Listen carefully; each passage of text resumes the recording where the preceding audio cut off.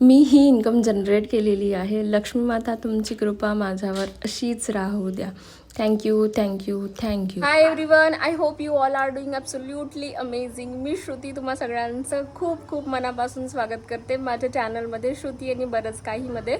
So आज again vlog, म्हणजे मी तर ट्राय केलं होतं की मी एव्हरीडे बनवेल, बट काही ना काही रिझन असायला हवे. तर आज आम्ही चाललो बृहस्पती मंदिर, जे पूर्ण महाराष्ट्रामध्ये फक्त इथे हिंगणीला आहे आणि जे माझ्या माहेरपासून एकदम म्हणजे जवळ आहे, 20 to 25 किलोमीटर्सपर्यंत. तर मी दरवर्षी नाही, जितक्याही वेळा मी येते, म्हणजे वर्षातून तर 2च वेळा येते, जास्त वेळा नाही यायला मिळत आता. तर मी हर वेळेस तिथे जाऊन व्हिजिट करते. हे असले तर यांच्यासोबत पण जाते, आणि आता हे नाही आहे तर मग मी घरच्यांसोबत जाणार आहे आता. तर याच्या आधी मी कधी इथला व्लॉग वगैरे बनवलेला नाही आहे, बट तिथलं जे दृश्य आहे ना, खूप खूप खूप सुंदर आहे. आणि मी समोर तुम्हाला सांगणार आहे की म्हणजे बृहस्पतीचं, गुरुचं महत्त्व का, म्हणजे काय आहे, लोक तिथे का बरं जातात, ते तुम्हाला समोर माहिती पडेल. सो आजचा जो पूर्ण व्लॉग राहणार आहे ना, तो बृहस्पती गुरु महाराजांवर राहणार आहे. आम्ही तिथे व्हिजिट करणार आहोत. So stay tune.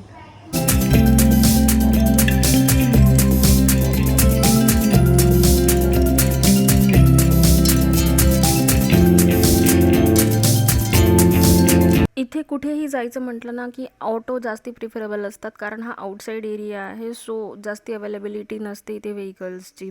सो आपण स्पेशल ऑटोनी गेलं ना तर जास्ती कन्व्हिनियंट असते येण्या जाण्यासाठी. हाय, से हाय. आणि आम्ही पोहोचलेलो आहो आमच्या डेस्टिनेशनवर आल्यानंतर तुम्ही इथे बघू शकता इथलं दृश्य. आणि इथे मी घेतली पूजेची थाली, आणि इथलं जे वैशिष्ट्य आहे, इथे येल्लो कलरचा जास्ती मान आहे. तर तुम्ही इथे बघू शकता येल्लो कलरचा फूल आहे, येल्लो कलरचेच हार पण आहे, पेढे पण जे त्याच्यात होते थालीमध्ये ते येल्लो कलरचेच आहे. सो आणि इथे लोक येतात गुरुवारी येल्लो कलर जास्ती घालून येतात, म्हणजे त्यांना येल्लो कलरचा मान आहे. चण्याची डाळ वगैरे जी चढवल्या जातात या देवाला, ती येल्लो कलरचीच असते. आणि मग त्याच्यानंतर आम्ही मंदिरमध्ये आलो. जास्ती गर्दी नव्हती गुरुवार असला तरीही.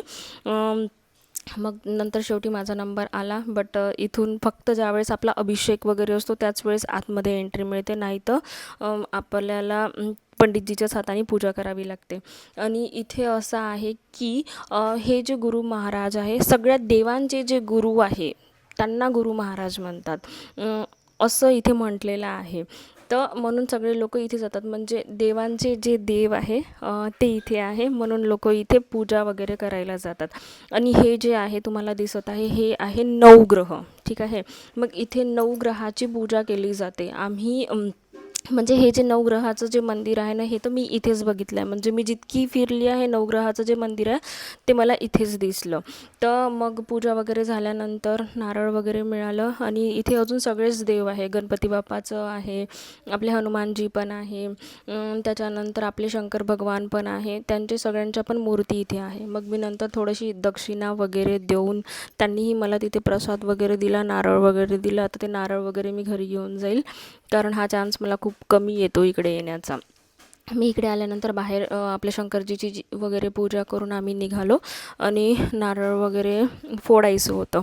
तर नारळ वगैरेचा प्रसाद घेऊन आम्ही निघालो आमच्या नेक्स्ट डेस्टिनेशन. आता आम्ही चाललेलो शनी मंदिर, आणि इथूनच जवळ शनी महाराजांचं देऊळ आहे. इथले जे रिच्युअल्स आहे सेम आपल्या शनी शिंगणापूरसारखे आहे. इथल्याही शनिदेवाला आपण सरसोचं तेल चढवतो, आणि ऊन खूप असल्यामुळे पाय असे लासत होते जातपर्यंत. बट इथल्या इथल्या मंदिरांची स्पेशालिटी अशी असते, इतक्या छान ठिकाणी इथले मंदिर असते ना, तर नयनरम्य दृश्य बघता बघता डोळे असे हे होऊन जातात. शब्दही नाही आठवत आहे मला. आणि मग आम्ही देवळात पोहोचलो, देवाला वगैरे तेल वगैरे चढवलं, आणि त्याच्यानंतर आम्ही तिथलं एक गर्भगृह आहे तिथे गेलो. म्हणजे हे जे तेल चढवलेलं आहे हे खाली येतं, म्हणजे तुम्ही इथे बघू शकता, त्या तेलात आपण आपला चेहरा बघू शकतो. म्हणजे असं असते की आपल्यावरचं जे कर्ज वगैरे आहे ते वगैरे दूर होते, अशी इथली मान्यता आहे.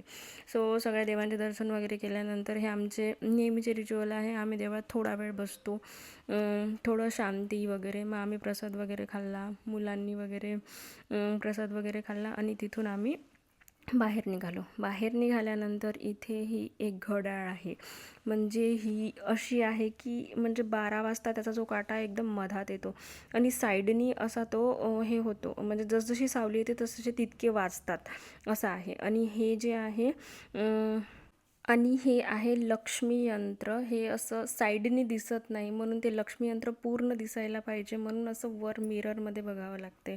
तर त्या मिररमध्ये पूर्ण लक्ष्मी यंत्राची आपल्याला छवी दिसते आणि हे 33 किलो वजनचं आहे. आणि हे जे सूर्यघडीची मी तुम्हाला पहिली इन्फॉर्मेशन सांगितली ती तशी आहे. जो मधात काटा आहे ना, जसजशी सावली येते तो तसं तसं येते, तितके तितके वाजतात. म्हणजे किती डोकं लावून किती प्रॉपरली त्यांनी या गोष्टी इथे हे केलेल्या आहे ना. तर असं सगळं आमचं इथलं दर्शन होतं. त्याच्यानंतर इथे एक पांडुरंगाची खूप मोठी मूर्ती त्यांनी स्थित केली आहे आणि तिथलं वगैरे दर्शन घेऊन आम्ही निघालो. आणि आम्ही उन्हात खूप जास्ती दमलो होतो. आता इथली लोकल आईस्क्रीम आम्ही खाल्ली, कारण आम्हाला खूप गरम होत होतं. तर आम्ही आईस्क्रीम वगैरे खाऊन निघालो. आता आम्ही आलो आहे कच्चा चिवडा खायला. सगळं फिरलो.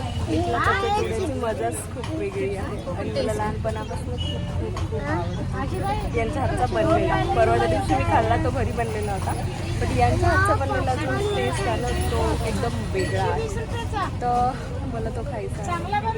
इथे या आजीच्या दुकानात आम्ही चिवडा खाणार होतो. यांची पूर्ण रेसिपी तर मी रेकॉर्ड नाही करू शकली, कारण त्या बनवत होत्या, त्यांना ते ऑकवर्ड वाटत होतं. आणि सेम इन्ग्रेडियंट्स ज्यावेळेस आम्ही पण टाकतो, आम्ही पण बनवतो, तर बट आय डोंट नो, आमच्या हाताला तेवढा टेस्ट येत नाही. आणि हे जे आहे ना, खाटेवर बसून पेपरमध्ये घेऊन चिवडा, हे आम्ही सगळं लहानपणी करायचो. सो इकडे आल्यावर ह्या सगळ्याच्या आठवणी आणि या ताज्या होत्यात.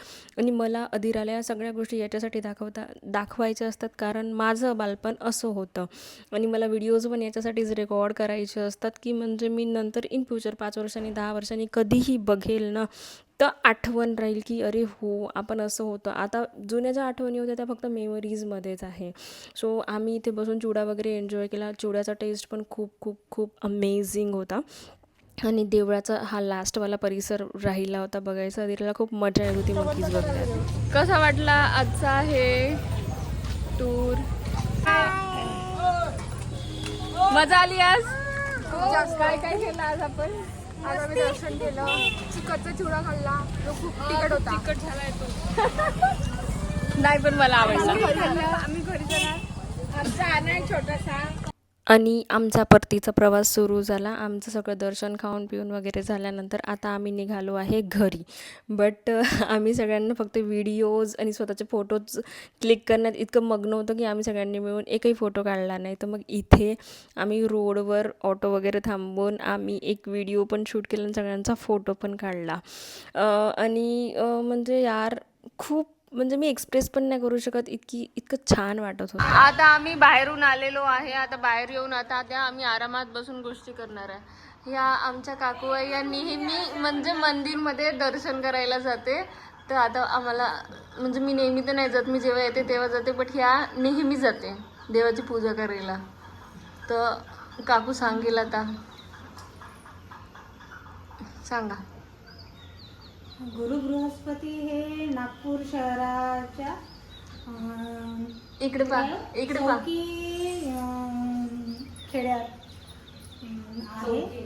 चौकी नाव आहे त्या गावाचं, तिथे आहे. महत्व सांगा. महत्व त्यांचं महत्त्व असं आहे की ते सर्व देवांचे गुरु आहे. आणि तुम्ही देवळात काऊन जाता, बृहस्पतीवार जाता? म्हणजे तुम्हाला असं म्हणजे का फील होते देवळात गेल्यावर? म्हणजे असं काय वाटते? एकदम छान वाटतं, वेगळं रम्य असा परिसर आहे.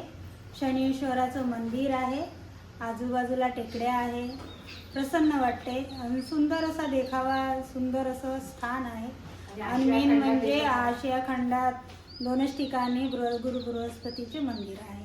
ते एक मंदिर इथे आहे चौकीला. तो आजचा व्लॉग मी इथेच एंड करणार आहे. तुम्ही बघितलं असेल आज आम्ही किती मजा केली. म्हणजे इकडे आल्यानंतर माझ्या ज्या जुन्या आठवणी आहे, लहानपणीच्या लग्नाच्या आधीच्या ज्या आठवणी आहे सगळ्या ताज्या होऊन जातात. आणि हे जे म्हणजे आम्ही जे नेहमी करायचो ते आता कधीतरी वंडर वाटते, ट्रिप वाटते आणि एक सुख मिळते. आणि जे वर्षातून 1 नाही तर 2 वेळाच मला एन्जॉय करायला मिळते. आणि मी इकडे आल्यानंतरचं हे माझं रुटीन आहे. म्हणजे मी मंदिरमध्ये जाते म्हणजे जातेच असं आहे. तर this is all about today. आणि माझ्या चॅनलला लाईक शेअर सबस्क्राईब करायला विसरू नका. Thank you. See you in next vlog.